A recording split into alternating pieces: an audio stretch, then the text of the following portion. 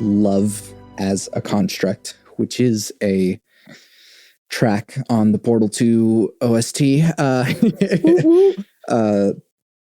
Saying the thing out loud. The podcast is an intentional like relationship establishing device, I guess. And the more intentional we are about things, like the more it seems to happen. Yes. And especially if you like establish a pattern in it, like to go on about like the poetry community that we have, because everybody is like excited to hang out with each other outside of the poetry open mics. It becomes the normal thing to do. Now, if I go up to a comedy open mic, I am much more intimidated to like ask people to hang out afterwards, because that's not even because of the people. It's because it's like not seen as a thing to do. But somebody has to be the first, and you have to be really intentional about it. I read All About Love by Bell Hooks, and in it she has, like, I think his name is Dr. Scott Peck. He has a definition of love that basically includes like you are intentionally nurturing the spirit of yourself or another person. Which I think my favorite part about it is that it illustrates love as a choice. And like, you don't choose who you care for, but you definitely choose who you love. Like, who you would pick up medicine for at 2 a.m. is very different than like who you think is cool. And yeah, so I think the more people see it as like an action to do instead of something that, you know, it should be easy, you know, like if I'm going to be friends with this person, or if this community is right for me, or if this relationship is right for me, it'll all just fall into place. And I'm like, no, it will not. Yeah. You will be alone. Like, well, I mean, I think people generally say that whenever they're saying that, like, I will want to, and like, sure. Yeah. But like, yeah, one reason why like love is one of my core tenets is that like it's a noun and a verb. Yes. Like you can have this feeling of love and you can love someone. Like you need to actively do it. Yeah. And I like that we're using it in the context of like not just like romantic love, but also through like community love, like friendship, and like all this. We have to intentionally do that, or else like it's so funny how so granted I went to Caleb's open mic last week, and that was like my first time there. Yeah. And then it was funny how like afterwards like people talked and it was cool, but it was also a Monday night, and so it's like, all right, I'm gonna go. And then like more and more people just like trickled out, and it's like it's hard to like do that thing intentionally whenever, yes, it's a Monday night, but also like comedians are so fucking awkward. Yes. Oh my God. Comedians and musicians. I'm like, if somebody could do a study on the prevalence of autism in those communities, and I mean that with love, like, I think there'd be some numbers, you know, but like, yeah. Well, and also like both of those crafts are things that reward being alone a lot. Like music requires a lot of times playing the same thing over and over again. Very few people want to do that with you. Very few people want to write comedy with you, except for other comedians and musicians. And so, yeah, I think it is hard, I will say. I think I find myself asking for people's Instagrams, and then I sort of become a mini figure in that person's life if they use Instagram. Like, we're at least continually reminded that we exist. And then on my Instagram, I try to post literally everything that I go to, so that a lot of times people, you know, go to things because they know I'm going. Not a lot of times. That makes me sound very like centered and popular or whatever, but you know, enough times to encourage me to continue doing it.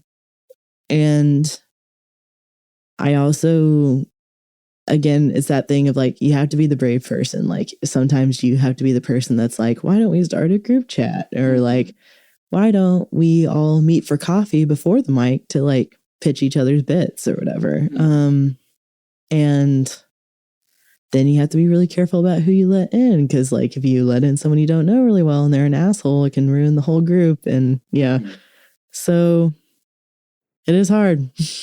And that's the other part, is that like you have to be intentional when things go wrong too. Like, yeah, like love is more fun and like cool whenever you're like establishing something new, and it's like, cool, yeah, let's, you know, do this thing. Like, I'm so glad that we're establishing this community and like we got so much out of it this time. And then like one person becomes an asshole, or, you know, was an ass, and then like, dang it. So we don't want to do it anymore. Yeah. Yeah. The nuclear family did numbers with that one, because now people are like, oh, well, if I have a conflict, chances are it's never going to be solved. When like it could be solved. Like, you know, there could be an asshole that learns. I think more people are picking that up. Like, I think, you know, I'm currently in the process of like working with someone like that in a community. And like, I've explicitly said, like, it's not my goal for you to be gone. It's my goal for you to like do the things to grow and change so that you can be super involved in this. But you do have to do the things. Yes. And yeah, I think it's also like therapy, no matter how much I love it, like Jenny is my light in the darkness. I do think the popularization of therapy during the pandemic has led a lot of people to like going in, not necessarily to become better, but to feel better, which are different things. And there's nothing wrong with wanting to feel better. But it does mean now, like it used to be anytime someone used the word boundary, I was like, oh, that's a safe person. That is no longer there anymore. like everybody knows therapy language now. Like if you spend enough time on Instagram, you probably know all the therapy terms these days. So, it is hard to figure that out. And then, you know, then it's a whole different process to try to explain to people like, yes, you can know what a boundary is, but like the practice of it is very different than just knowing what it is. Yeah. Well, I mean, it also kind of depends what it's for. So like it seems like on face value, like therapy is so that you don't feel so shitty for whatever reason.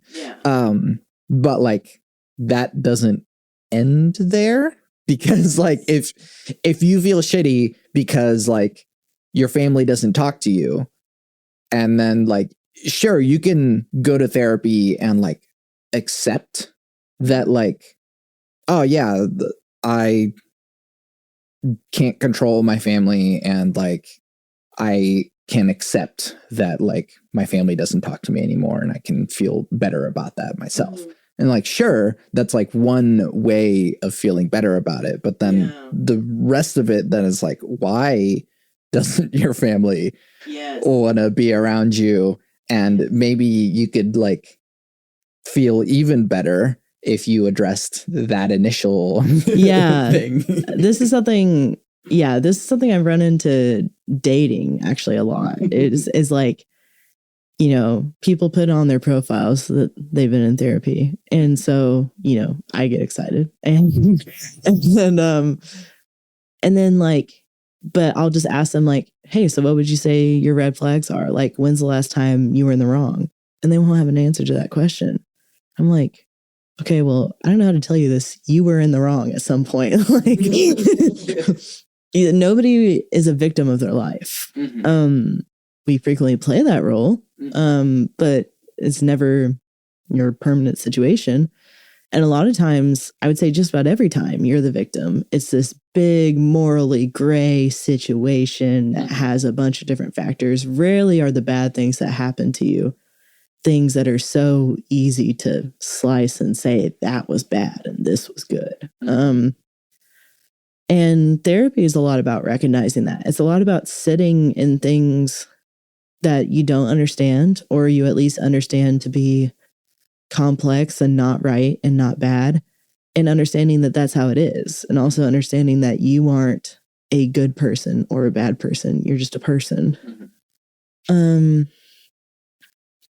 And you have to consistently, if you do want to be better and you do want to have those close and vulnerable relationships that we all seek out, you know, I do think just about everybody acts out of love, despite what it all looks like.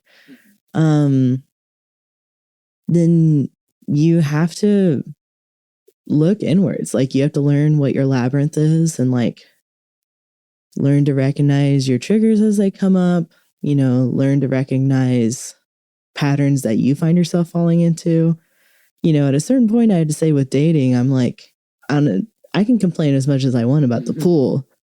At the end of the day, if I keep trying and it sucks, then that means that there's still plenty for me to work on. I'm half of every equation, you know? Sure.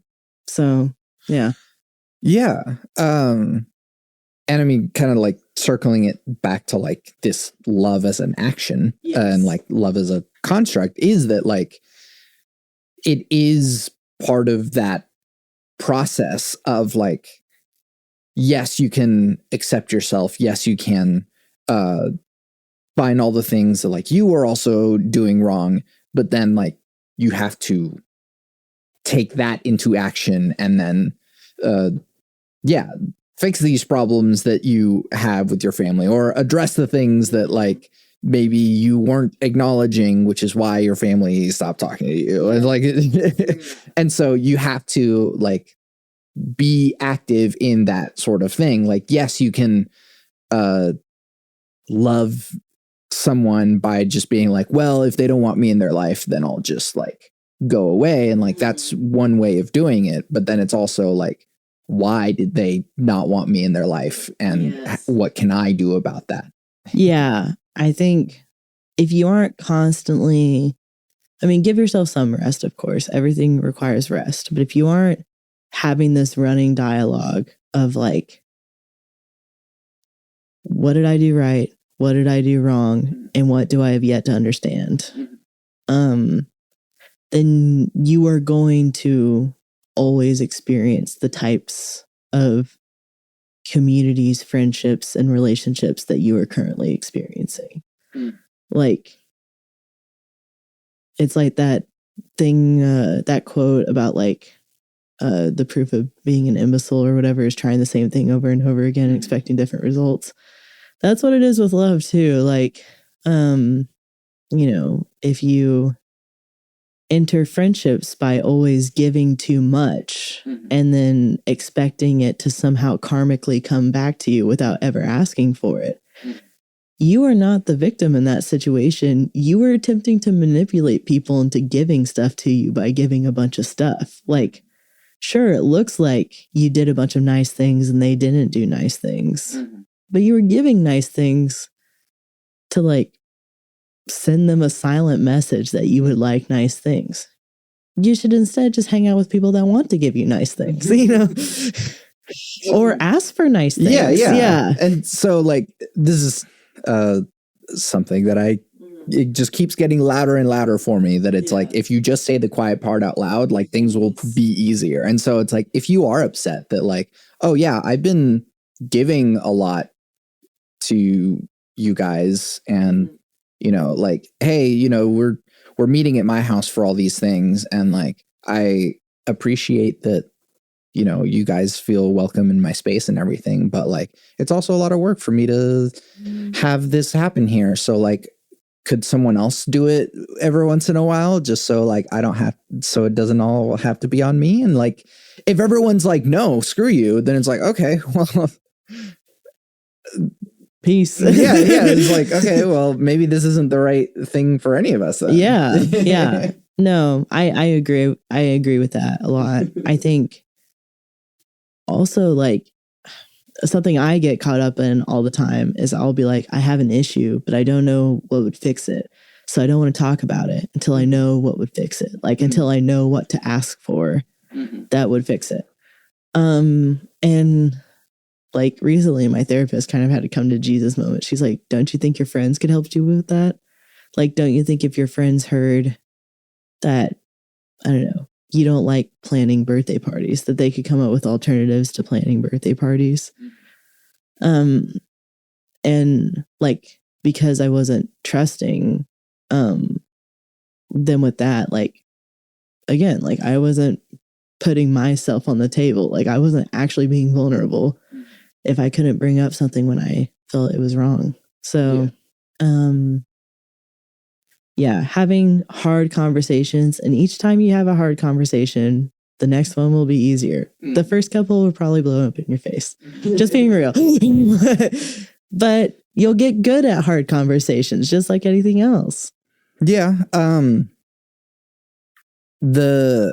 We can like sit here and like say all these things in theory or whatever. It's like, yeah, why don't you just say something? But like once you're actually in the situation and it's like, it feels awful. I really want to say something, but like, I don't know if this is like the right time or if this is like, all right, you know, and I do this to myself all the time as well with like, the other day I was at a show and like, I knew a lot of the people there, but like not like recently well, a little bit of that like podcast guilt that I was talking to you about earlier.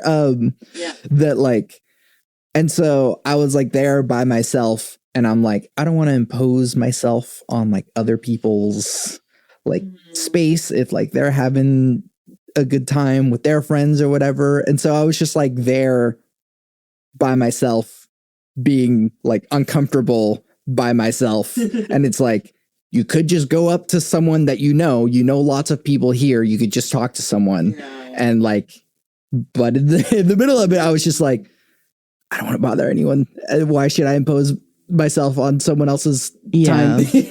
I'm 90% sure that's why a bunch of people in the music scene smoke weed, because it like creates that circle. And I'm like, because like someone has a blunt, they all stand in a circle and suddenly we're all talking to each other. and sometimes I think about that. The comedians do it too. And I'm like, you know, we can just talk to each other. I love that we have this fun little doohickey, but you know. Right. Yeah. And like, yeah, but it's hard. It's hard and it's embarrassing, especially because like it cannot be guaranteed that each time you will be so warmly welcomed. And you just kind of have to get used to that. Which, you know, sounds like it sucks, but it's worth it to, you know, find that person in the crowd that would talk to you in the end or whatever.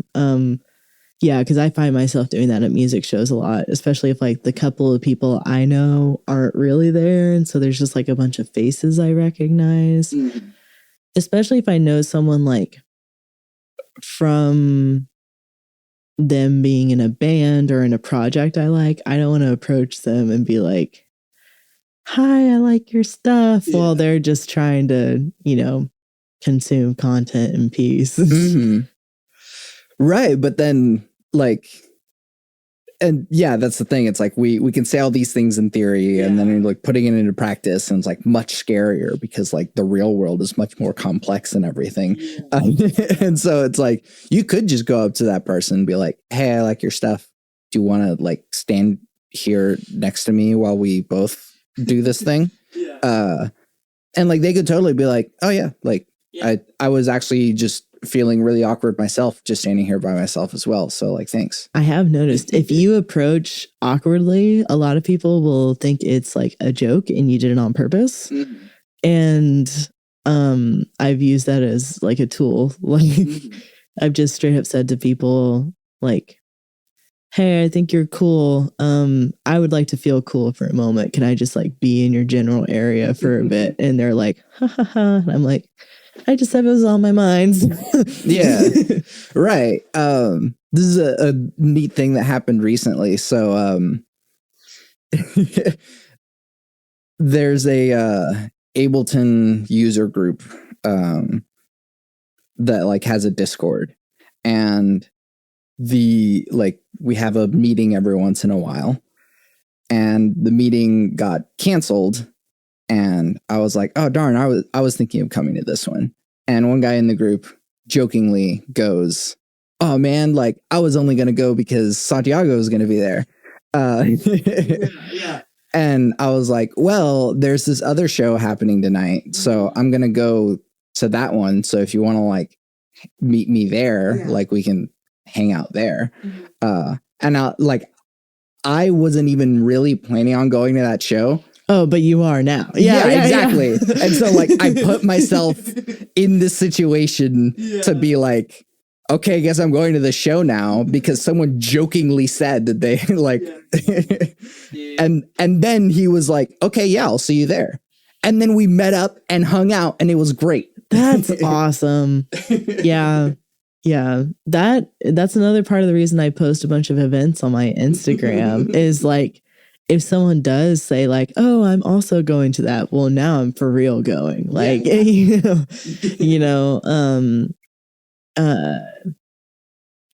yeah, it's incredibly helpful. I will say, like, I'm happy to discredit social media all the time, but in terms of getting people to go out with each other spontaneously, magic. Like, you hang out with people you would have thought you would never hung out with, because you discover from their feed that like they also like this one species of tortoise or whatever. And all of a sudden you have something in common with someone you thought you wouldn't have anything in common with. Yeah. And then like, you know, there's the rest of the human in there as well. So it's like you could just meet up because the turtles, but then it's like, oh, you also like this band I like? Cool. Let's nerd out about that. And then, yeah. And there's a lot of like issues that tend to go together. Like a lot of musicians also play video games. If you run out of music talk, chances are you can bring up video games, and that's going to be a very safe topic of discussion. Yeah. You know, you can bring up like dating is like a very easy topic because either people are in a relationship, they don't want to be in a relationship, or they are seeking a relationship. And that always has a bunch of stories in it because it's about you in this day and age meeting a bunch of random people from the internet. Yeah. And that's always entertaining. Yeah, that's actually like a blind spot for me since I've been in the same relationship for over 10 years. So. Yeah, which congrats. Sure, thanks. But like that's hard work. Yeah, it love as an action, intentionally. So I mean, this is something. Yeah, what's the dating world like now? I mean, you've seen my dating Wrapped. So I personally have been struggling in it. I think apps currently are incentivized to keep you on. So they're going statistically to always show you someone that they think will almost work because they want you to go on that date and come back, basically.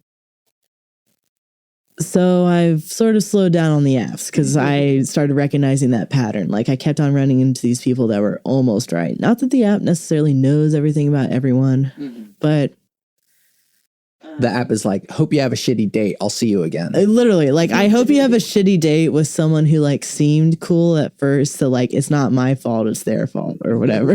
You know, like I picked pictures with cool filters. It's their fault that they, I don't know, slurp their soup too loud or whatever. But if that's the problem, maybe your standards are a little high. Yeah, I didn't want to say what actual problems would be, like, just in case some poor guy was like, oh, like, and I'm like, not well, maybe you, but I mean, I'm struggling in it. Like, I won't lie. I want a love that is very intentional. I want to be in something monogamous, and that's not very popular anymore. at one point I was told by a leftist that it was actually like very conservative of me to be like interested in monogamy. And I'm like, okay, well, I'm having a hard enough time finding one person and not treat me like shit. If that works out, I'll think about two. Like, but and also finding one person that I don't treat like shit, you know, to claim responsibility on that regard. I think I was in 2 long monogamous relationships, so I was not ready for what dating apps looked like, and I did not understand why people were so bitter about them, and I just kind of had to learn that the hard way. But I always want to keep trying because, you know, if nothing else, you live a lot of life, you get cool stories, and you meet interesting people. I can't say that they always become friends, but when they do, it's nice. And, you know, nowadays I focus more on in-person connections. So, you know, it's not like I'm spreading my number across the tri-state area, but, you know, I, you know, carefully examine whether someone would be even interested in that sort of thing. And if they do, you know, I propose it as, would you like to try or would you like to pretend I never said this? Mutually okay options, you know? But I guess I'm currently in the camp of like, I love myself pretty well.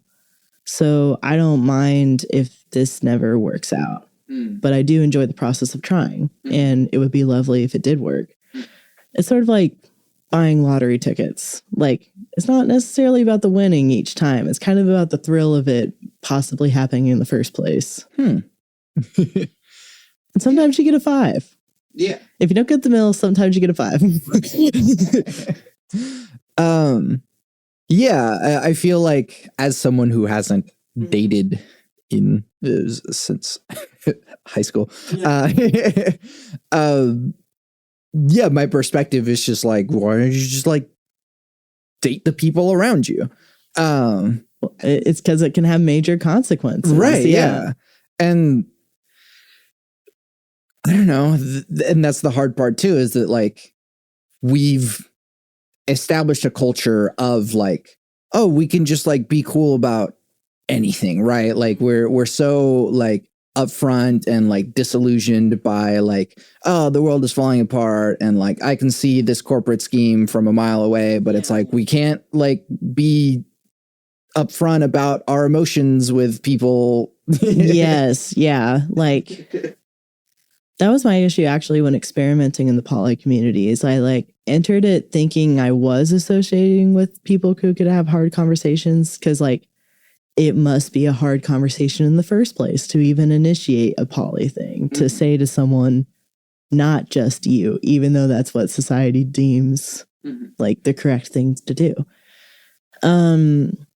But I just ran into a bunch of people who were, me personally, like I know it works out great for several other people, but I just kept on running into situations where I was like accidentally a mistress, or I was how people figured out that they actually weren't okay with poly in the first place, because usually I was the third.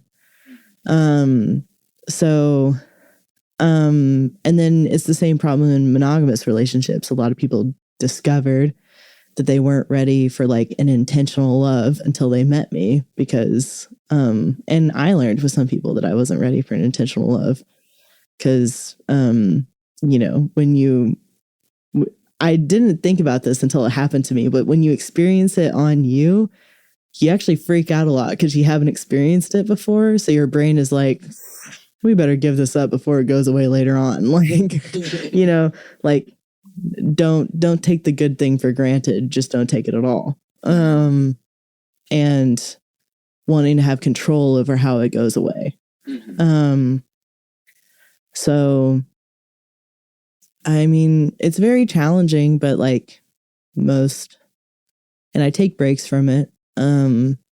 But most days I think about like either what my life will be like if I'm some weird old hermit, or what my life will be like if I'm with someone who does meet, you know, that idea of intentional love and wanting to purposely help each other grow.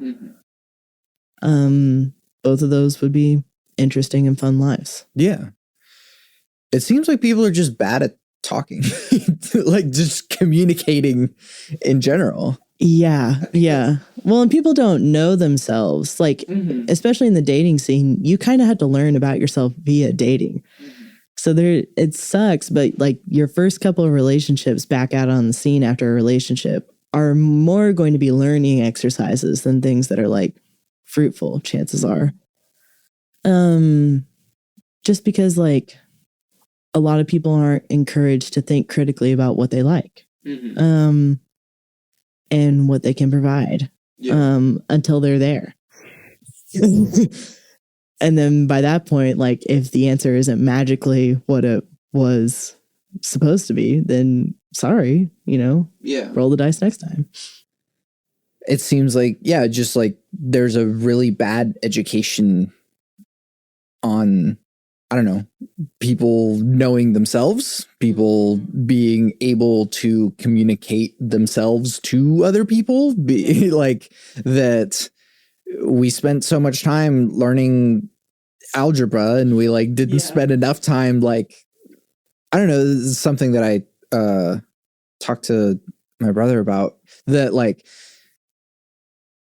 emotional intelligence is as important as just like intellectual intelligence. I think it might be more so. Yes. Like it is how we survived back in caveman days. Like your cortisol levels, like there are these, this is taught in the disability community a lot. There's like this town that people studied of these Italian people who ate like fried food every day and smoked way too much and drank way too much alcohol.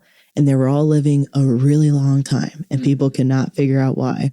It's because they were all so close with each other and loved with each other and saw each other every day. And like for men who date women, you're more likely to live longer if you have a relationship with women. Fortunately for women, you are going to live a shorter amount of time. But that's why I don't really, as a non-binary person that's frequently basically interpreted as a woman, I'm going to be careful about who I end up with. Like, and so it's not that there haven't been relationships. There just haven't been relationships that I want. And yeah, that's just the cruel part of the process, is you can only learn by doing and experimenting and seeing how certain touch or certain tenderness works for you. And you also have to examine like what you were taught love was by your core unit growing up. Yeah. And examine what parts of that you'd like to keep and what parts of that you'd like to change. And then you have to change it, like it's like that one BoJack quote. It takes forever to figure out that you're miserable. And then it takes even longer to do something about it. It's like that with romance too. It takes forever to figure out what you want. And then when you know what you want, it's not like that person shows up, At this point, I would say I have a very strong list that I made with my therapist about like core things I would like, that all have to deal with like someone's morals or, how they would treat me and how they would like to be treated, and what they know about themselves. I still have to find that person, and that person shares a lot of similarities with me because that's just how things work out sometimes. And I'm very aware that I'm only the way I am because I've been in therapy for 7 years. Like, I would be a very different person if that hadn't happened. Yeah. Emotional intelligence can be taught. Yes. And it can be taught from multiple sources. I used to be strong on like only therapy, but you can get it spiritually from a community. There are many ways to get emotional intelligence. Yeah. And like, it seems like America's just bad at it. Yeah. Maybe Oklahoma specifically, even worse. Yeah. I am jealous of the yelling families. The families that just yell at each other when something's wrong. Must be nice. Sure. I also think that like, you know, there's probably some sort of correlation between like a lack of sex education and a lack of like emotional intelligence, because like sex education involves communicating your desires and like. And if it becomes queer in any way, there's like a whole nother layer on top of that. And yeah, and also everybody's growing up with these high ass ACE scores, you know, so like it's not like everybody is handed a good starting point. And in fact, most people aren't. So it's a miracle when it's happened, which is why everybody wants it so bad. Sure, but also like, what does it? Yeah, like what's the goal? Because like as far as like humanity goes, was it ever really meant to be like, oh yeah, lifetime partnership, this is what we're going for? Oh, like no way. Like, yeah it's like you hook up, you have a baby, and like cool, humanity continues, and like you don't necessarily have to like be around that person forever. No, and I like there's great value in like, just because something is temporary doesn't mean that it's bad. Like I would say most of the relationships I've been in, even if they did end on poor terms, I would say were really good things to happen for me objectively. Like they taught me very valuable lessons and caused me to change, you know, when not a lot of things will push you to do that. And I guess when I'm looking, I'm also keeping that in mind. It's more of like, we will be partners and we will be enthusiastically working together for as long as that is what we can do. If there comes a point, you know, there's like this couple on TikTok where each year they like go over their contract and see if they want to continue their relationship for another year. I love that model. I would even make it maybe like earlier on in the relationship, they were together for like 15 years. So like a year is nothing to them. But earlier on, like say like, let's try a month. If we don't like each other after a month, let's just have that be the breakup. Like why build up resentment? If you do decide to go serious with it, have seasonal checkups, have weekly check-ins. Like what is something that made me feel loved this week? What is something that made me feel ignored? And do that for as long as you both want to work for that. Because nobody wants to be half-assed. So don't do that. Yeah.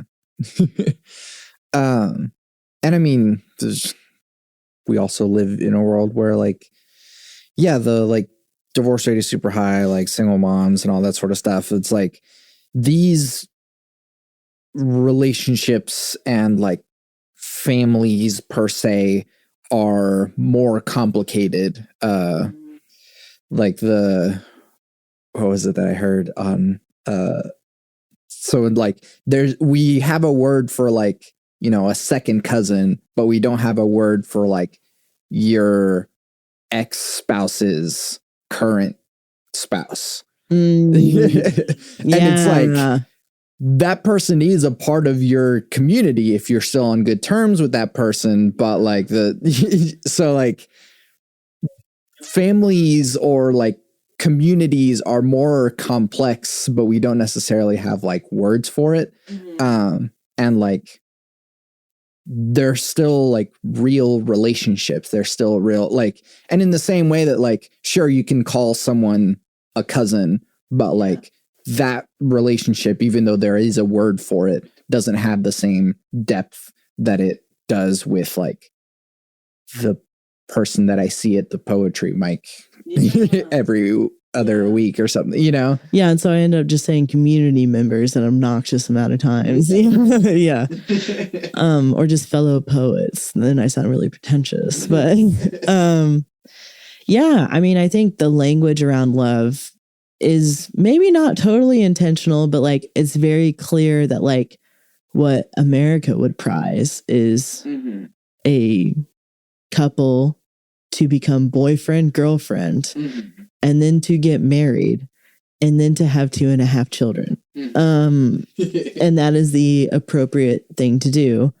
And then to stay together and live in the same house because that works well for the housing market, and never go anywhere else until they die. And that's just like not how things are ever have worked or are ever going to work, because it's just a messy process. What kind of half child? Is it like legs? Is it like the top? Or yeah. I think like, do you cut them hot dog? Like, yeah, I think I'd like a hot dog sitch. I'd call him Lefty. Yeah, I mean, like, even in dating, like, if you are invested in someone, but you aren't boyfriend and girlfriend or married, then you're supposed to call it a situationship. Even if you both are on the same page about it not being labeled, even if you both have great feelings for each other, but for whatever reason that label brings fear or worry, it's called a situationship, which is very like minimizing of what it is. And I think that is like in some ways intentional, because it's supposed to encourage people that any love outside of the train that goes to marriage is a bad love. And it also leads people to think that if they aren't ready for marriage, then they aren't ready to date. And I'm like, those are very different questions. Like, I'm not sure that I'll ever marry someone, because that would mean a lot of things for me personally. But wouldn't it be nice to, live with someone and, make breakfast and do laundry together? That sounds delightful. Right. Well, like, at that point, then, like, what is dating?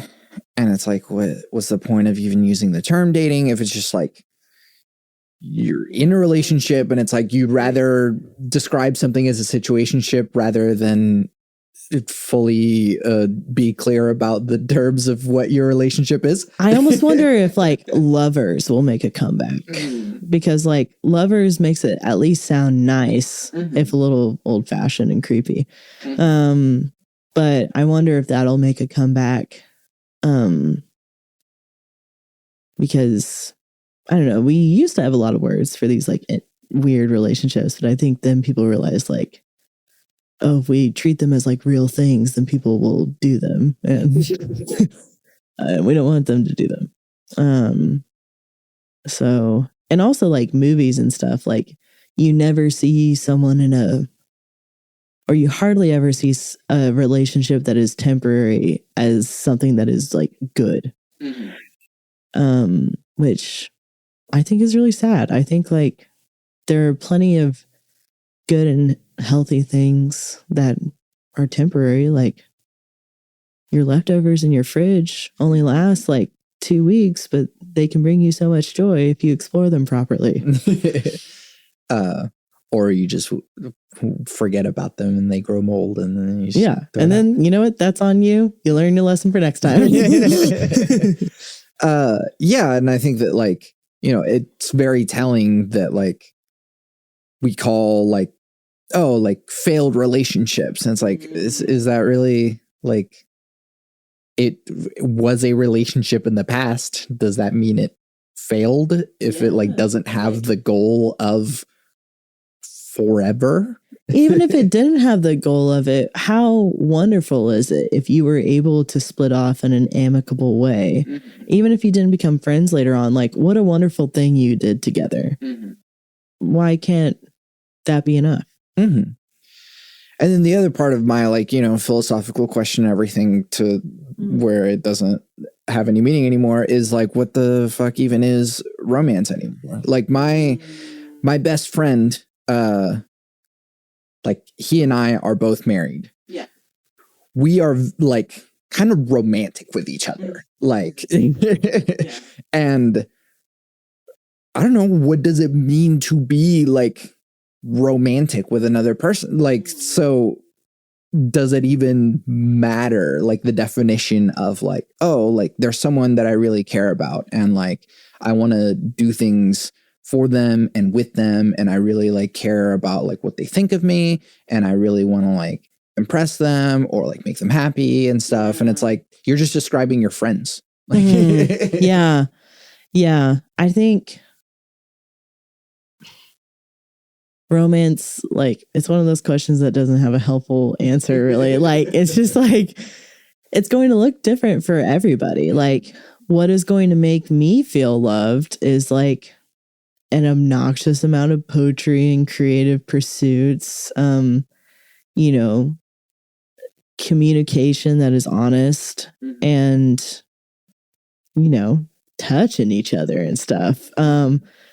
And touching each other in a way that isn't like you're hot, but is like, I want you to feel good and I want you to want me to feel good. And let's explore that with each other. And, you know, I think of a bunch of tiny things that are things that I would only do with a romantic partner. Yet at the same time, I can think of me doing each of those things individually, probably with at least one friend. Like, it's not like I've never written a passionate, what could basically be seen as a love letter to my friends. That's happened before. I've written poetry for friends. I've done laundry with my friends. And then I've certainly slept with people that want nothing to do with labels at this moment. So, like, is that to say it was or wasn't romance? I guess that's up to my journal, but you know, it is a very, it's like defining, I know you have a definition for music, but it's like defining music. It's hard to do. Yeah. Right. And I think that like the defining of things kind of takes away from it, but also like it doesn't really matter because like it is exactly what it is. And that's kind of my approach to like spirituality and like the metaphysical, is that like I am an atheist. I don't believe in God. I don't believe in anything kind of more than like what is sort of scientifically explicable to us. But like coincidences happen, and like all these other sorts of things happen. Like whenever you do like a tarot card thing, like it's definitely doing something, and it's like you can treat it as exactly like what it is. And so like in that same way, it's like, does it matter that we have to like define the terms of like what our relationship is? Well, yes and no. Like we can be clear about like what it is that we want out of this. And if like we want this kind of thing to continue, or if we want this kind of thing to not continue, and it's like, all right, let's just be clear about everything else. Exactly. It's like regularly examining and putting into this project, basically. Like, I like this last year learned a lot about like from therapy and stuff about like being guided by joy. Like there's that famous advice that you hear about shopping where like, if you don't love it in the dressing room, don't take it home. It's not enough to just not feel ugly in it, for example. You have to feel awesome in it, and then you take it home. That's kind of how I've chosen to approach everything. Like it's not enough if it just doesn't hurt me. It has to be something I'm looking forward to, or in the case of romance specifically, be someone I'm looking forward to. Yeah. I want to just like take this little side passage. Shoot. Say when I have this thing that like in shopping where we call it Murphy's constant. Do you know what Murphy's law is? Yes. Anything that can go wrong will go wrong.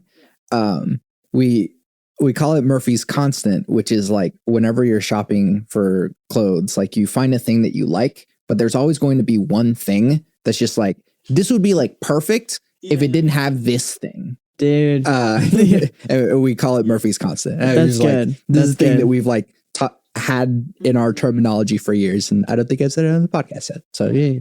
Murphy's constant. New lore. Yeah.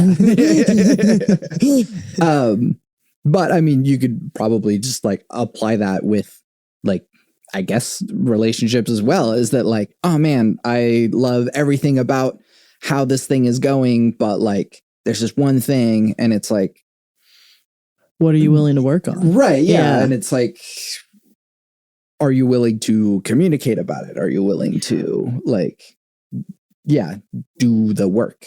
Yeah. My hair makes me look like a kiwi right now. For a lot of people, that's not going to be cool.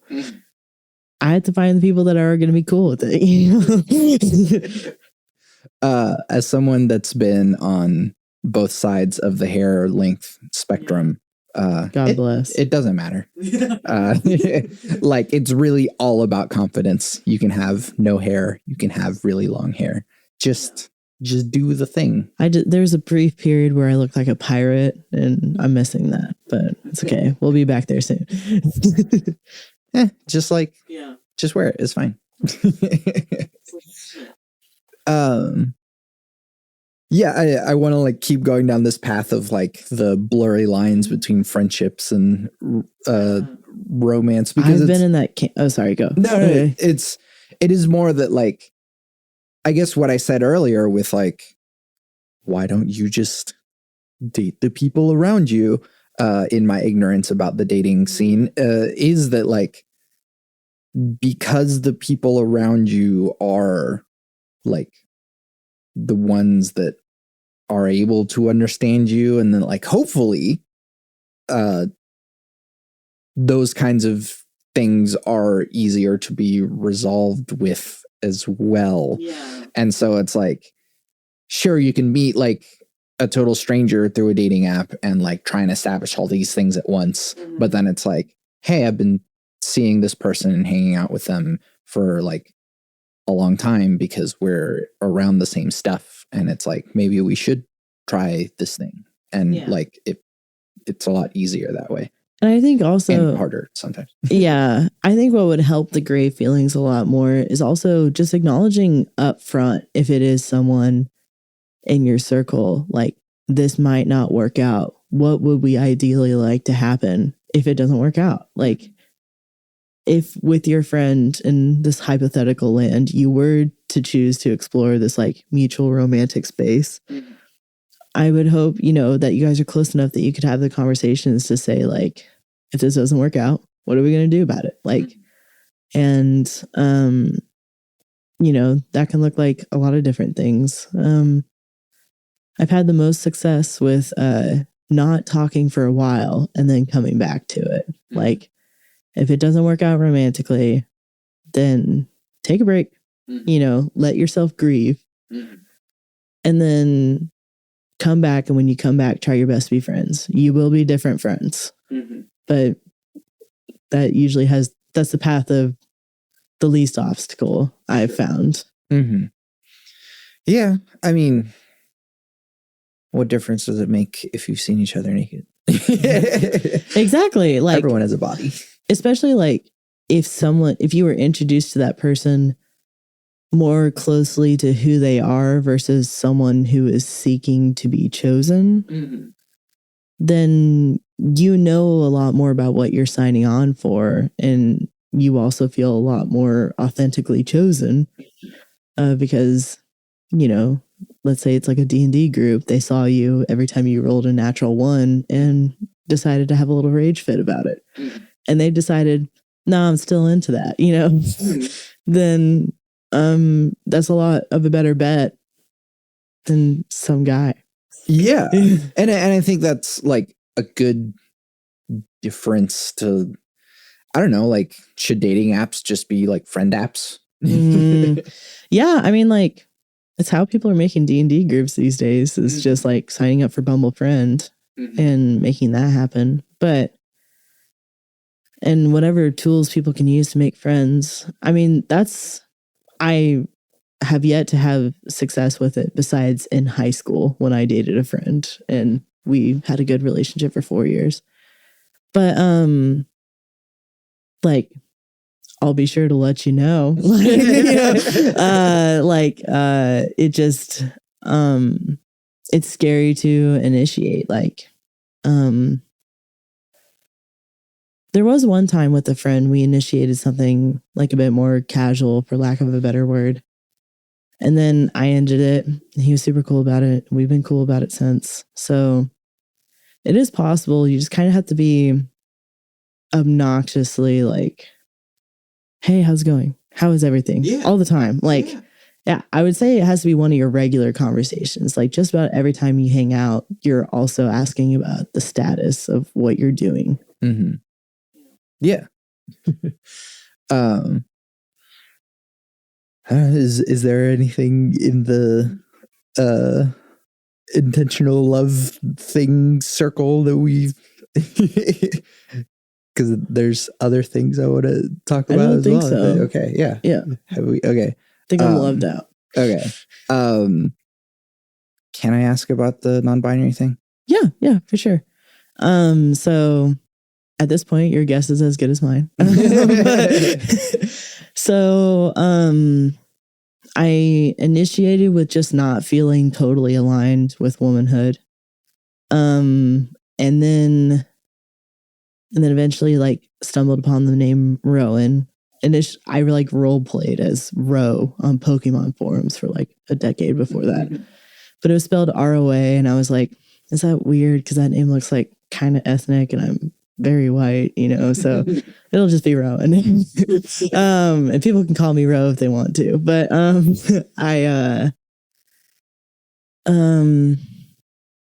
then, when the world opened again, not saying that it should have, but it did. I made a lot of friends with trans masks and trans men, and, found myself connecting a lot with them, and kind of wondered, like, each time I connect a lot with someone, I wonder if it's because I am also the same things as them. Mm-hmm. And sometimes that's the answer, and sometimes that's not. So I've been doing testosterone for a bit since October. I will be ending it soon because I'm broke and will not have the options, at least right now, to continue it.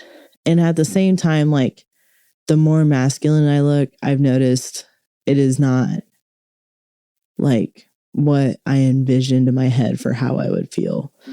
Like, I think I might always want to be a little bit of everything in all regards.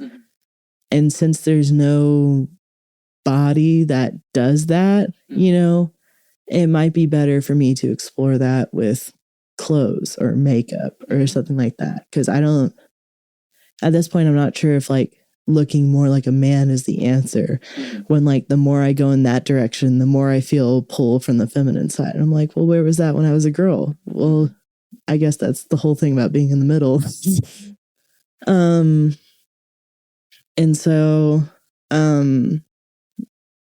that's like another thing I sort of let myself be confused on. I'm not too eager for answers. I think if they come at all, they'll come pretty naturally to me. But until then, I can be a they, them.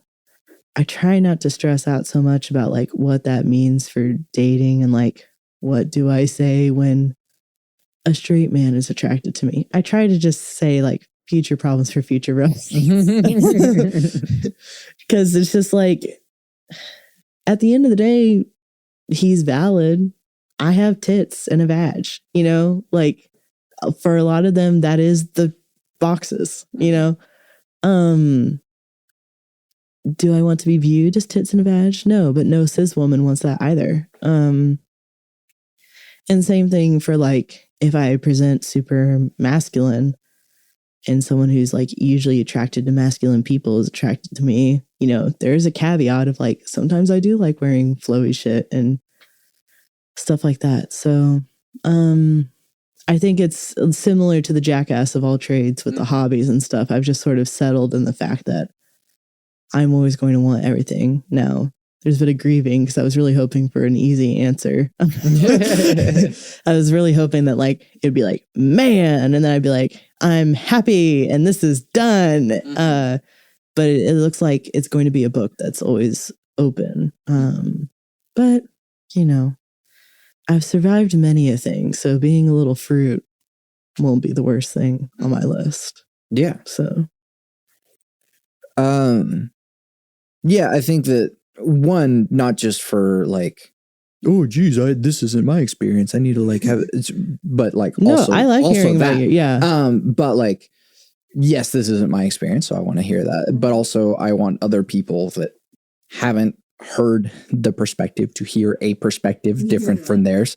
And so I'll share my experience. So I don't know how long ago it was now, probably 2 years. I like shared a post on Instagram that I was like, hey, this is something that I've like said to many people, and now I'm saying to the world at large, which is like, I wish I was born a woman, but I wasn't, but I accept myself and I am a man and present as such.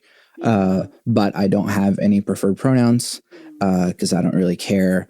And gender is bullshit to me. Yes. Yeah. It's so hard to pick when it feels like such a concept. Sure. For me at least, it's like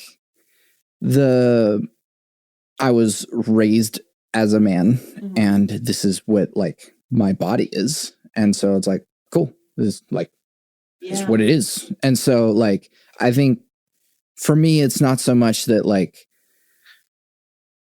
I don't feel like I was born in the wrong body, like that hasn't been my experience. It's more like if I could have chosen the character builder, I would have built a different character. I connect with you deeply there. Yeah. But of course I could not choose it. And so this is what I am. And like, I accept this. And that's kind of like where it ends. And so like, as far as like where it extends into pronouns, it's more just like, like, yeah, like that's a good point about pronouns. Like, I can't say that I feel like especially hurt when I'm called she or anything like that. I do prefer they, them, but I just feel like that's more about acknowledging my current experience with it. And I think later on, I suspect it'll be much like the hobbies, and I will care less and less about what other people have to say about it in general, including pronouns. And I think, like, if there was a magic button where one day I could look like Jack Black, and the next day I could look like me right now, and another day I could have mismatched parts, then that would be delightful. But like, that doesn't currently exist. So what I do is like, on Dragon Age Origins, I'm a guy. On Dragon Age 2, I'm a girl. On Dragon Age 3, I'm somebody who I've decided is in between. And you know, just sort of live it out there. But I mean, I often think that like, if I was born a man, would I be having these questions? Would my life be easier? I'm not sure that it would, because I'm majority attracted to men. So it's not like the life of a gay man is easy. Or at least someone who appears as a gay man. So, yeah, it's just a lot of like sitting in indecision, which is my number one hobby these days. Yeah.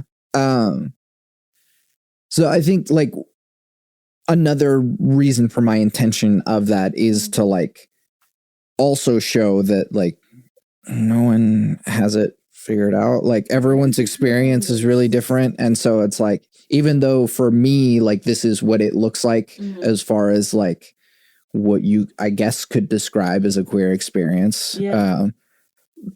But like yours is different from mine. Yeah. And what that means for you presenting as non-binary, it doesn't mean like, yeah, all of whatever assumptions that anyone has about what or who or anything that anyone is like is actually just relevant to whatever their story is like right now.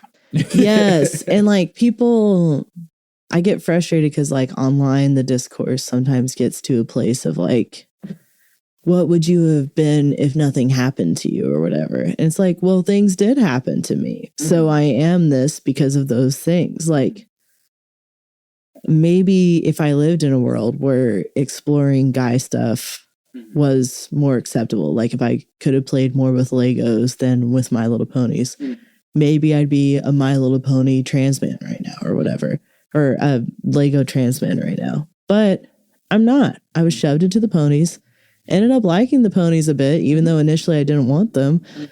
And I'm here now. Same thing for like queer relationships. I see a lot of like, if your boyfriend identifies as straight instead of bisexual when he's dating a non-binary person, like that means he doesn't recognize you for who you are and stuff. And I'm like, well, who you are has a hell of a lot more to do with like your interests and stuff than it does with what, you know, name out of the bucket you've chosen for what you identify with. If you decide that that is like an incredibly important part of yourself to recognize, and then your partner chooses to say no, and that's a whole different thing. But to act like as if like let's say like a gay man is wrong for being attracted to a non-binary AMAB person. Well, are they? Like, you know, and it's a lot more complicated than that. Like every relationship has its own story. Every person has their own story. Nobody fits cleanly into any of this. Right. And that's what I think, kind of what I do with this, like with the podcast specifically, but also like with everything else, is that like everything has nuance, right? And so like, which is kind of why I like don't, you know, I don't know what word there is for like my queer quote unquote like I end up using the word is. just queer a right lot. exactly Yeah of like wish I was born a woman but was not, and I'm okay with that, but I'm also not affiliated with like gender as a construct at all. Like, do I have to say that entire thing every time? Like, a lot of spaces would have you say that. Yeah, like, and so like the truth is that like everyone's experience is really nuanced, and so like I don't have value for the boxes, and so like it ends up being like annoying and controversial in like a lot of different regards as well. But sure, I'll say it. I think that like something like ADHD as like a diagnosis is too boxy for like what the thing is. I would say that for autism too. And so it's like there are patterns of behavior that people have, and like we have put the boxes there so that we can like describe them, but like once the diagnosis is there, like we've now made the walls of the box with metal instead of like. And they'll also be like, we did our work, you know, like you know what it is. And so it's like instead, like it's all just stuff that describes things, and everything is like specific and nuanced, and like every single person is different, and so like it's like, oh well, like the person identifies as straight but is with a non-binary person. It's like, what the fuck is straight and what the fuck is non-binary? It doesn't matter. Like when you ask your average straight man, like what, he's just like girls, but like who he sees as a girl is going to be like a lot of things that are probably not girls, you know, maybe even in his own definition, like if he finds out later more details or whatever. But so also men don't know what they want all the time. They don't. I mean, there's the famous story that happens all the time in modern dating of like a man saying he's interested in a relationship, then he meets you, and then he's no longer ready for a relationship. That happens all the time. Why is it so crazy to believe that like he thought of himself as straight and then maybe has some questions about that, or doesn't have questions, but whatever, it's an experience. Mm-hmm. So, I mean, yeah, I'm not inclined to box anything. Just like let people experience. It's like putting a dream in a movie genre. Mm-hmm. Like, it's not going to happen. Like, you might find 8 words that accomplish what that dream did. But even then, if I said, I am a mystery thriller, sci-fi romance, that doesn't tell you anything about what actually happened in the dream. So why don't you just get to know me and see if you like it? Yeah. Yeah. That's why Everything Everywhere All at Once is so good. Oh my God. Yes. Congratulations, that film, for sweeping the Oscars. Dude, I whimpered in the theater. Like when he said laundry and taxes with you, out of me came like oh. Like loud. My friends turned over and looked at me and they were like, hey buddy, you okay? I'm like, no. Is there anything more that we have to say about these things before we that's the time. Okay. All right. Yeah. Rowan, thank you for doing this with me. Yeah, thank you for having me. This is fun. Where can people find you and your things? I'm at Rowan Oakie, ROWANOAKIE on Instagram. And then I'm in a improv troupe that explores friendship, inside jokes, and road trips called You Had to Be There. And we're at You Had to Be There OK on Instagram. Our next show is Friday, March 24th. Beyond that, in person, I'm bit bopping all around OKC. So chances are you'll run into me. Yeah. Go to open mics. They're fun. Yeah, especially at an open mic. Yeah. I'm Santiago Ramones. And I'm Rowan Weathers. What's playing at the end of this? Sinking. Yeah. Sweet.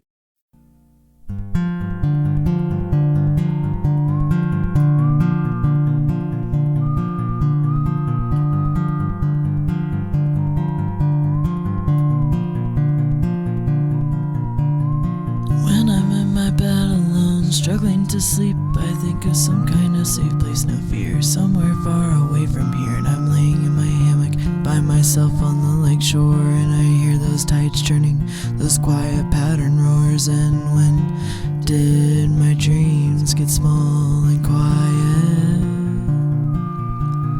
Something inside me decided I wasn't worth trying.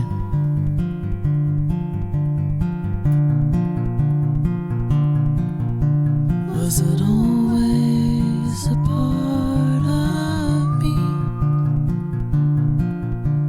This frantic clinging to something sinking.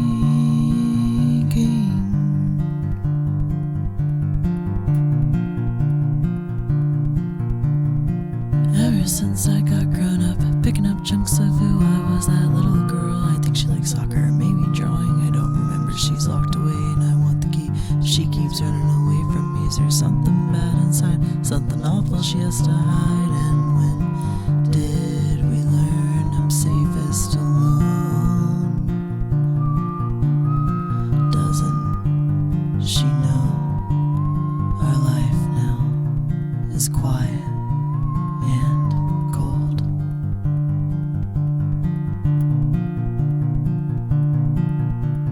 Was it always a part of me?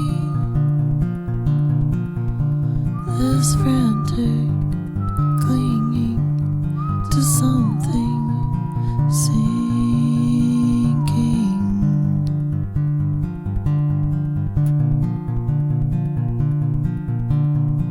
Now that I've been grown a bit, got a small house with just me in it, and sometimes I still hear memories, yells and slams and sometimes beeps, and I think I could go anywhere in this big old giant world and still be stuck inside myself, trying to find that little girl. That little girl.